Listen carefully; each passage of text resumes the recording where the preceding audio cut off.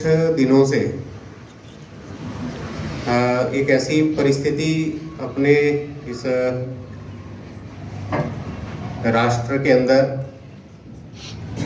जब 22 अप्रैल को हम सबको जानकारी है पहलगाम में एक आतंकी हमला हुआ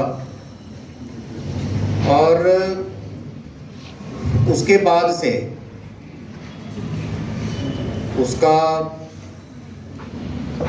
एक सही सा जवाब देने के लिए अपनी जो भारत सरकार और भारत की जो सेनाएं हैं वो, और उस पत्र में सभी राज्यों को ये निर्देश दिए गए कि वो अपने अपने जो उसमें लगभग 244 जिले पहले चिन्हित किए गए थे, लेकिन बाद में 300 से ऊपर उसका नंबर बढ़ाया गया और उसमें अपना जो शिमला शहर है उसके लिए भी एक गाइडलाइन जारी हुई है कि यहाँ भी मॉक ड्रिल, और मॉक ड्रिल किसके संदर्भ में,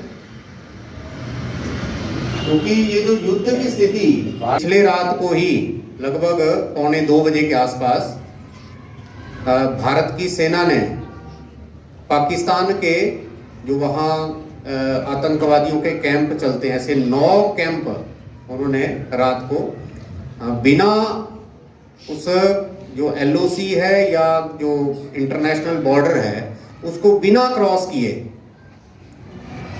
लेजर गाइडेड मिसाइल्स, और एक और उसमें जो बोलते हैं कि सबका ही योगदान रहा, कुछ एक्शन नेवी का रहा, कुछ एयरफोर्स का रहा, और वो एक हमने पीछे कुछ राफेल का भी ऐसा परचेज किया था, तो उनकी भी टेस्टिंग थी कि भी वो किस, वैसे तो उनकी काफ़ी रेंज है। तो ऐसे अभी तक अंदाजा है कि वहाँ लगभग 100 के आसपास जो आतंकी रहते थे वो भी उसी के साथ खत्म हो गए हैं। नंबर और ज़्यादा हो सकता है। अभी ये इनिशियल एक कार्रवाई है और अब क्योंकि आग्रह ये किया गया है कि हमें भी तैयार रहना है, अगर परिस्थितियां वैसी होती हैं तो अब शायद वहां से युद्ध की स्थिति बने, तो वैसी स्थिति में कुछ एक अपेक्षाएं हमारी हैं। आज 7 मई को वो मॉक ड्रिल होना है। हम में से किस किस को उसकी जानकारी है कि उसमें क्या क्या करना है और क्या क्या होगा? हाँ शाबाश, आप बताओ। दरवाजे बंद रखने और दरवाजे के बाहर काला कपड़ा। हाँ, एक शब्द उसमें कौन सा? ब्लैकआउट। और ब्लैकआउट हमने तो खैर आप लोगों ने नहीं सुना है, लेकिन हम लोग जब छोटे होते थे तो हमारे बुजुर्ग इस तरह की बात करते थे कि रात को लाइटें बंद करनी पड़ती थी, किसी भी घर में लाइट नहीं जलाती थी। उसके पीछे का कारण क्या था कि अगर वहां से कोई भी अटैक होता है या कोई इस तरह से आता है तो उनको ये नहीं पता लगना चाहिए भाई यहाँ, क्योंकि लाइट से पता लग जाता है कितनी आबादी है, तो फिर वो ज्यादा आबादी जहां मिले वहां अटैक करते हैं। तो ब्लैकआउट आज लगभग 7, ऐसा उसमें जो अपना प्रशासन है उसकी तरफ से जानकारी है, 7:20 से 7:30 तक 10 मिनट का ब्लैकआउट होगा, जिसमें सभी तरह की जो लाइटें हैं वो बंद रहेंगी। तो हमने क्या करना है, अगर किसी के घर में इमरजेंसी लाइट भी जलती है उसको भी बंद रखना है। ब्लैकआउट का मतलब ये है, हमारे पास अब बहुत सारे ऐसी चीजें हो सकती हैं, इन्वर्टर लगा हुआ है, सब कुछ है, घर की लाइटें जो जला के रखेंगे जी क्या फर्क पड़ता है। तो जो प्रशासन ने आपको अभी कुछ एक, मैं भी आपको यहाँ से बताऊंगा, कुछ एक आपको भी जानकारी होगी, उसका हम अक्षरशः पालन करेंगे। और एक सायरन के बारे में सुना है? आप बैठो।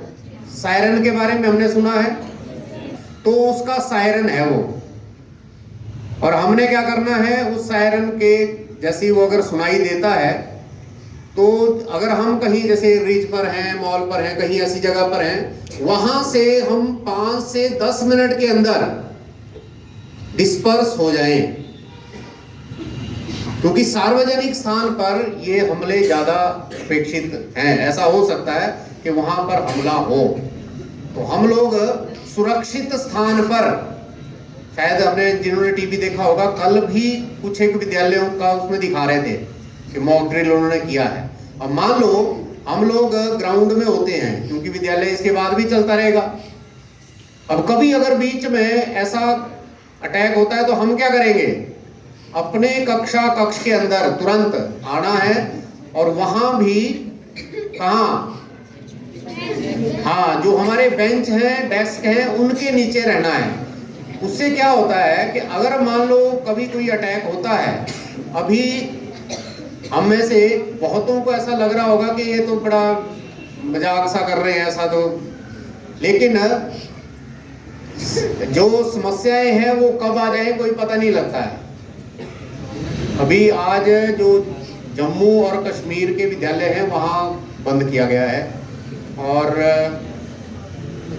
वो क्योंकि रात से ही वहाँ फायरिंग चल रही है, तो अगर वैसे ही कोई हालात बनते हैं तो हम लोगों को सतर्क रहने की आवश्यकता है। ऐसी कुछ एक और जानकारी आप लोगों के लिए है। डिजास्टर मैनेजमेंट की तरफ से भी ये पहले से गाइडलाइन हमें आती है, हम उसको देखते भी हैं।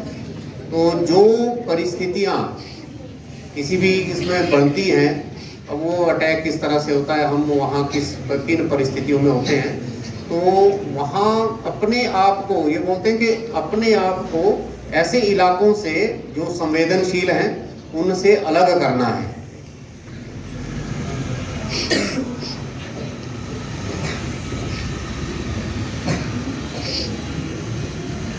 हम में से